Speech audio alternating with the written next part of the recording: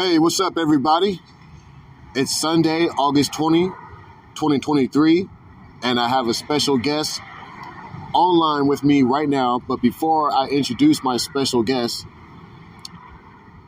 there was an article published 3 days ago, and this was on the HBCU game day, and it says BET no longer up for sale. So I want to go over this tight article real quick before I introduce my special guest and get a little feedback on how they feel about this article and what they got going on. So it says, after months of rumors and reports, it appears that Tyler Perry won't be taking over BET. Neither will Diddy or Brian Allen, as a Paramount has decided it won't be selling a majority stake in the network. Paramount notified bidders on Wednesday that it decided to end the sale process as a sale would not result in meaningful deleveraging of its balance sheet, the Wall Street Journal reported on Wednesday night. Several bids ranged from $2 to $3 billion, according to the report. News broke in March that the company was interested in selling the majority stake in BET, created in 1980 by Bob Johnson. Several notable names were tossed around as potential buyers at the time. Perry emerged as a favorite in the media, and multiple outlets reported he had the winning bid. Clearly, that was not the case. And so it was. There's a quote that we're always looking for ways to maximize shareholder value, Paramount CEO Bob Bakish said earlier this month. And as we said before, that might involve divesting, acquiring, or potentially partnering on assets, all of which we've done. But other than that, I'm not going to comment on anything specifically. Discussion on the sale had many people wondering what it could mean for HBCU football. The sport was a staple of the early days of BET through the early 2000s. Both Diddy and Brian Allen have ties to HBCUs. Diddy is a Howard University alumnus, while Allen is the owner of HBCU Go, a network that began airing HBCU football games in 2022. For now, through none of these three will be buying the biggest media conglomerate aimed at black audiences. The post BET no longer up for sale appeared first on HBCU game day. Okay, y'all. So that's it for today. That was the tight article. BET no longer up for sale. I got a special guest with me, rapper Kode Red from San Diego, California. What's going on with you, boss? Trying to survive this weather to elite product manufacturing. Okay. That's good. It's good to have you, man. So tell us what you think, man, about this BET no longer for sale. You know, what's your feedback on that?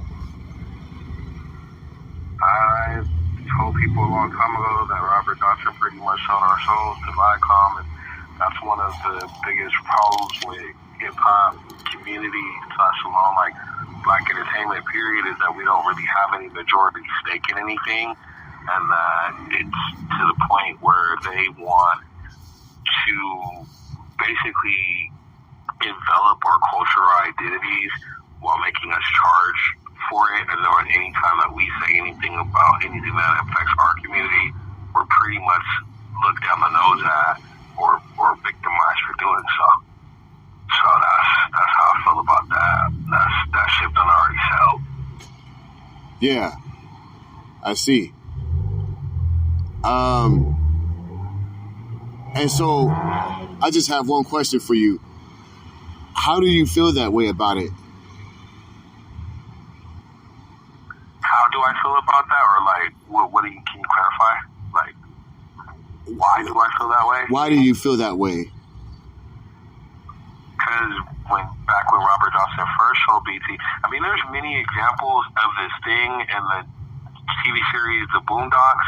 There's an episode where they're at BET and they show what happens over at BET. I think there's a lot. If you look at the list of artists that were conscious, that were pretty much told that they couldn't perform at BET or that they wouldn't sell, and you just look at the industry, the way that it's been programmed to have more things such as, and I dislike bringing this type of topic to your platform specifically, and I'm not trying to take a jab at anybody, but we see more Sexy Reds than we do Queen Latifahs these days, and that's how I don't want to ram that down your audience's throat, so I'm gonna be that at that, and again, just say the prison of kindergarten pipeline and purposeful programming, and like overhaul of the cultural identity, which would be known as quote unquote black or Afrocentric. Even my lady was talking about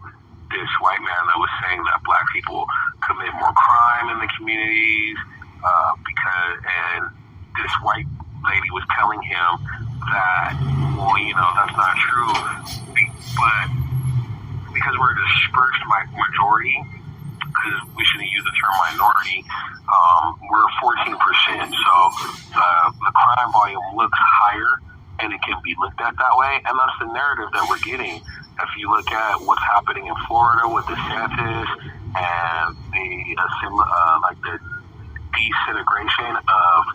deintegration, I guess I should say, deintegration of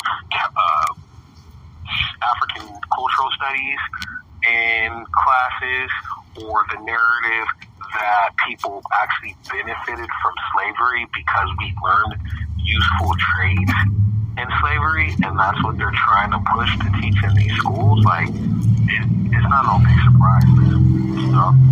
That's why Melly Mel reacted the way that he did lately, and again, I don't want to force that down nobody's throat either, but that's how I connect the dots with that one. So, people can take that with a grain of salt, man, or we could do something about it at the end of the day. That's how I feel. Nice. Okay. Yeah, man. Well, that's, I guess when I went to the BET Awards last year, I was able to witness Diddy make a pledge to the Jackson State football and Howard University on the BET Awards. And I was my first time being at the BET Awards 2023 or 2022.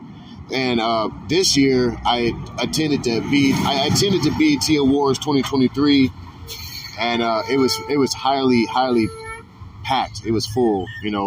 Everybody couldn't get in. So so that's it, guys. BET no longer up for sale. Rapper Kode Red is releasing a new EP. Tell us about your new EP, Kode Red. What's going on with that? So the EP, The Answer, is sponsored by West Coast Mafia, those JBLUE Sanders, aka Money Brick Hunter Boys, and JBLUE Sanders again, or No Studio Records. And all the tracks were pretty much lined up for us in terms of production and things of that nature. Those things were being covered, and this EP discusses a lot of the systematic changes that we've been witnessing. It discusses relationships, toxicity issues that we all may have, and other different things of that nature will be on the album. And that's where we're gonna, project I should say, because it's gonna be a short EP. It's the prelude to another album that I've been planning for a while. It just kind of happened overnight, and we will have shout outs from rapper High Vibes on there, so that's gonna be pretty dope. And we'll have a project. We'll have a remix project from Diamond J on there, who's releasing his album soon in September. I'm not sure of the title of that because we just barely briefly spoke with that, but shout outs with that. And I'm pretty sure we'll have a No Studio record on there as well. So that's how that's going. So tell me about the track listing. What's going on with the track listing on the answer? So far, we did about 7 tracks so far within probably a week. We have Coming Home, which is featuring rapper High Vibes, which is a track about relationships, but it's done differently. It's like the struggle and the yin and the yang between a man and a woman, but also representative of the world. We're going to have the You Can't Hang remix on there with Diamond J. We're going to have a song called Black Haze. We're going to have another song called Red Summer, which is funny because they've been saying that Red Summer wasn't going to come out for a while, so I just gave them a song dedicated to that. The problem with Red Summer is I've been watching all these changes in the world, and I've been waiting for some of these things that we're seeing now to unfold, and so the timing just wasn't right, so that's why we did this track, that's why we did this EP, I should say. And so for that, right now, I think that's about it. We have a couple other tracks on there, but those are the main ones that we're really working on right now and perfecting. Okay. That's what's up, man. That's nice. That's really nice. So you are working on releasing this EP, The Answer, and I think you told me something about you wanted to get this done on or before your birthday. So tell us about your birthday. When is that coming up, and what made you decide to release it around that time? I've been waiting, I've been pushing back this project that I was originally going to do, Red Summer, for quite a while, and a lot of people that have been my supporters, even though that's a handful of people, have been like, oh, this is never going to come out, what are you going to do? Let's just do this. So when we discussed this project after winning 3rd place for Riding Out a Legend and Black Wall Street contest, Rap Fame, then we came to the conclusion with some other life changes and things that were going on that we were going to work on an EP with West Coast Mafia and Money Hunter Brick Boys, and because there was just a lot of support over there for us at the time, and it just felt right. So the beats were given to us, and we worked a lot faster than we thought we would over here as a team. There's been some things in the way, but we have definitely been working as a team and the staff as a whole, and I've been given inspiration. The Vibes has helped out greatly on this as well, even sometimes helping me just she did the Drake thing with Lil Wayne. I'm not saying she wrote the whole album because that's not what went on, but she definitely inspired some of the lines that were on there, and that's the first time because I don't really let people do that with my art. I really typically because I don't like that, I want everything that flows from my pen to flow for me, but she's definitely been trying to bounce back lines back and forth. The November 2nd date, again, was just because, that was one of the greatest birthday gifts I felt like I could not only give myself, but also it's November 2nd, which is the Day of the Dead. I celebrate from Halloween to November 2nd, and I feel like this EP, The Answer, is both life and death in, song format. We're going to discuss the yin and the yang, birth, death, reawakenings, all types of different things that we're going to discuss on this album. We're going to discuss some of the ways that prayer could be used wrong, i.e. witchcraft too on the album, because I feel like there's a lot of prayer being used wrong right now. And also I was motivated by certain individuals, such as X-Rated and Prayer in Hell, listening to the album and what he did just kind of really pushed my pen and made me want to do more as an artist. And I'm just like, all right, well, I'm not getting any younger too, so let me just finally release something that's focused and be able to put it on all platforms. So that's and the release date. I always generally try to pick something that means something mathematically. You know, if you want to call that gematria, if you want to call that supreme mathematics, whatever you want to call it. Like I felt like that was the closest date to me, and that I just wanted to hurry up and get this done, like not rush with it, but it was close enough. Also, having a background as a club promoter, generally when we're promoting a project, we're at least giving it like 3 months in advance, you know, about 90 days to just pretty much put that project together and then have a little bit of time to promote that project as well. And so that's what I felt like we would do with this, and that's what's getting done. Wow. That's good. That's really nice. Okay. So the answer is on its way.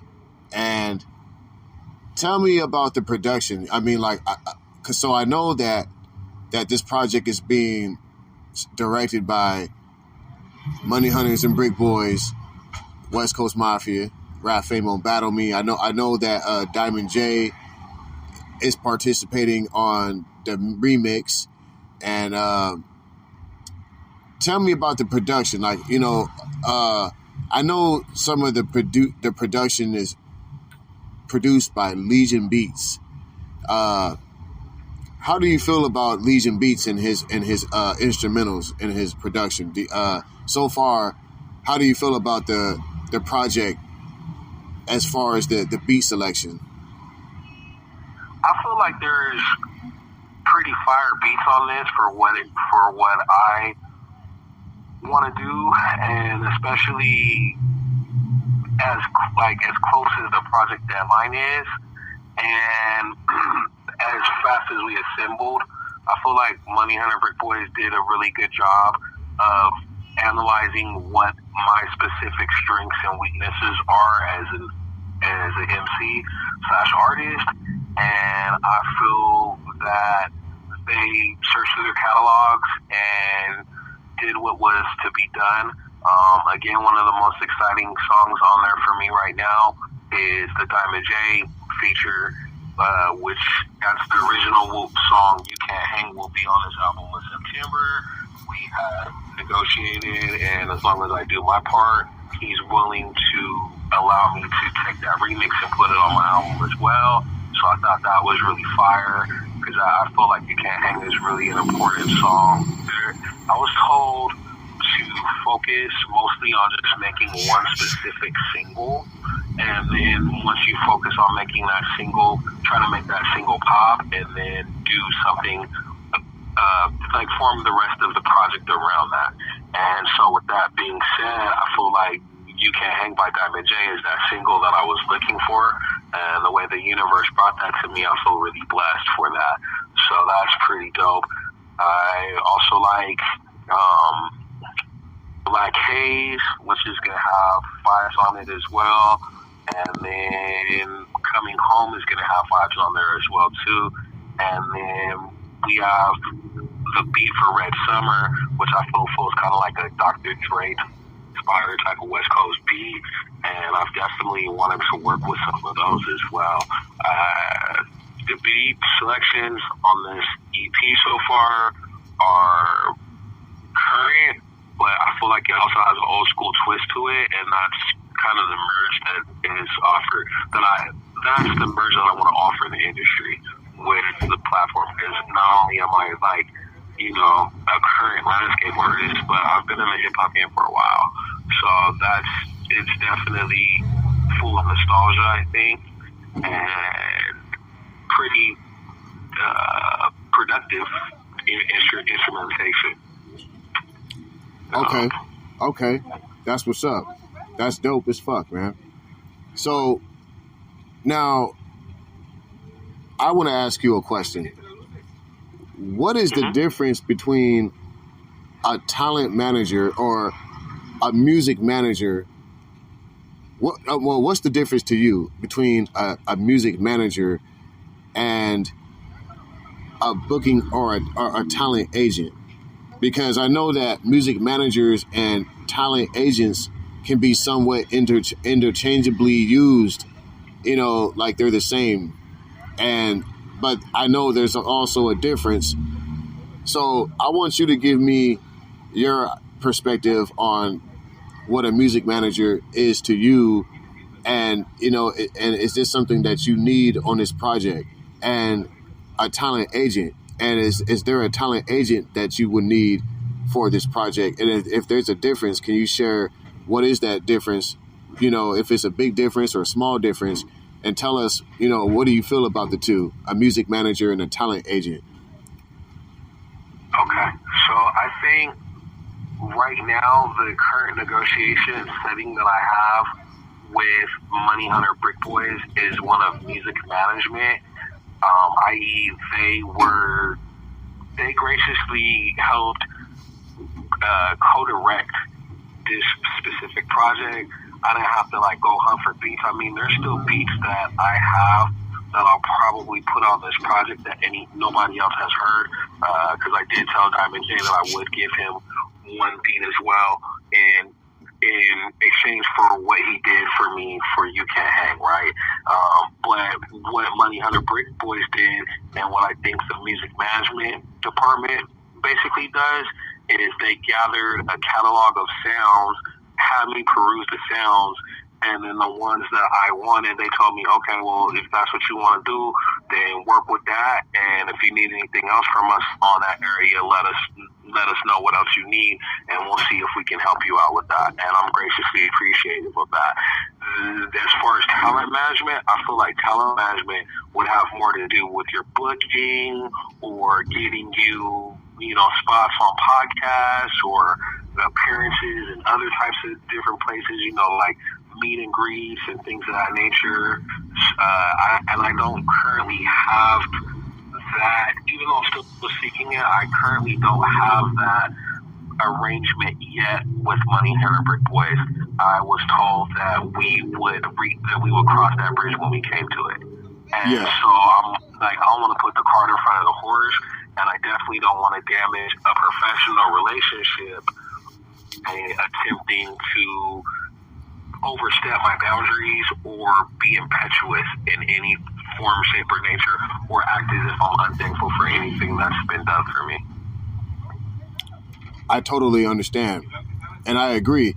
And thanks for sharing that. Yeah, I think I agree with that too. I think that a talent agent and a music manager would add to your project, and it would make it much more unique. I mean, that's just my perspective, because sounds like music managers and talent agents are very reliable and somewhat dependable and beneficial to the music business. And I think that that was just a question of concern, because you're releasing an EP, and somebody asked me this before. They said, what is an EP? And I told them that's an extended play. Can you tell us what an EP actually means? You're correct.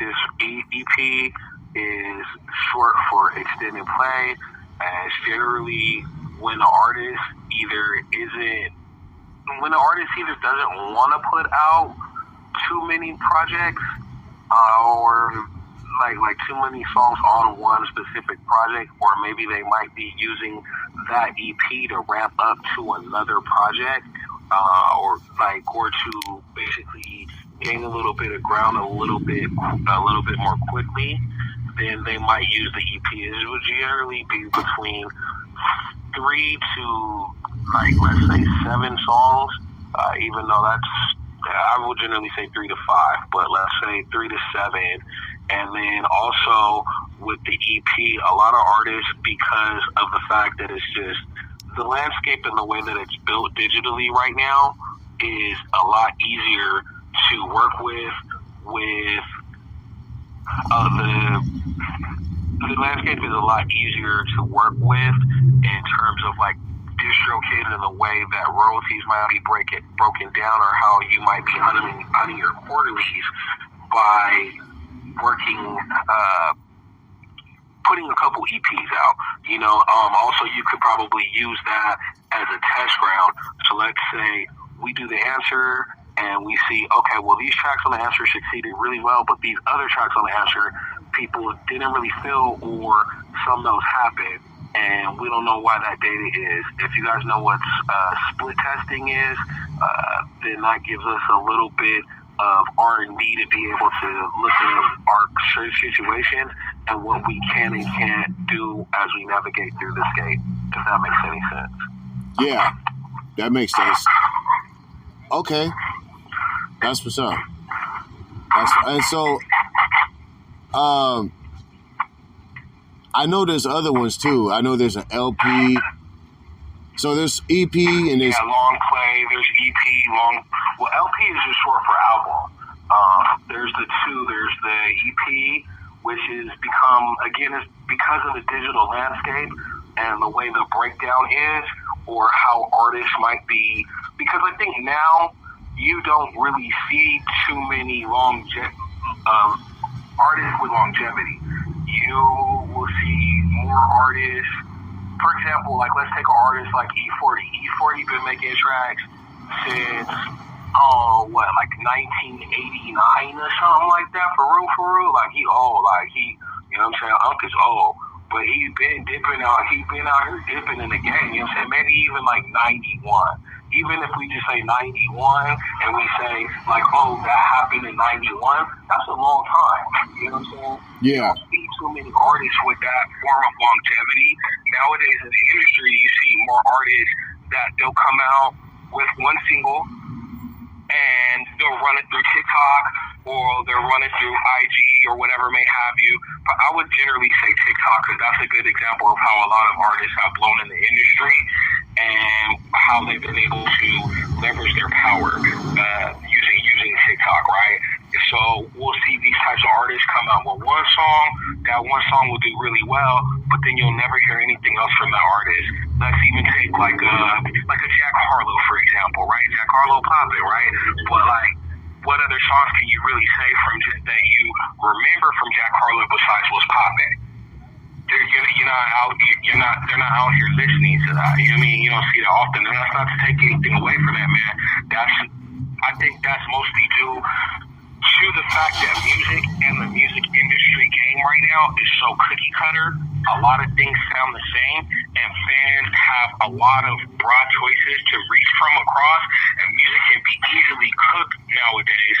So we live in a microwave generation with that. People are just going to want what they want really fast. It's going to speed up and it's going to burn up like a bright star, right? It's just going to go away real quick, and then you're going to be like, oh, what happened to the artist? You're not going to see him for hella months, you know what I'm saying? Or maybe even hella years. And that's just what that artist got, I don't feel like there's staying power with a lot of people in the industry anymore. And again, that's not to take away from artists. Again, I think I blame GarageBand on that. If anybody get that joke, I blame GarageBand for that one. Okay. That's what's up. Well, you know what, man? We got a few more minutes. We got a couple more minutes. But Kode Red, we really appreciate your time and thank you for going live with us today on JBLUE Radio, the JBLUE Show. We appreciate having you here. It's an honor to have you here today. Guys, make sure y'all follow Kode Red on all social media platforms and digital streaming platforms. Kode Red, can you tell us where we can find you on social media and on digital streaming platforms, or where can we find your music? Right now, at this point in time, you could look up Kode Red on SoundCloud for right now, or most likely I'm in TikTok at RedSummer59.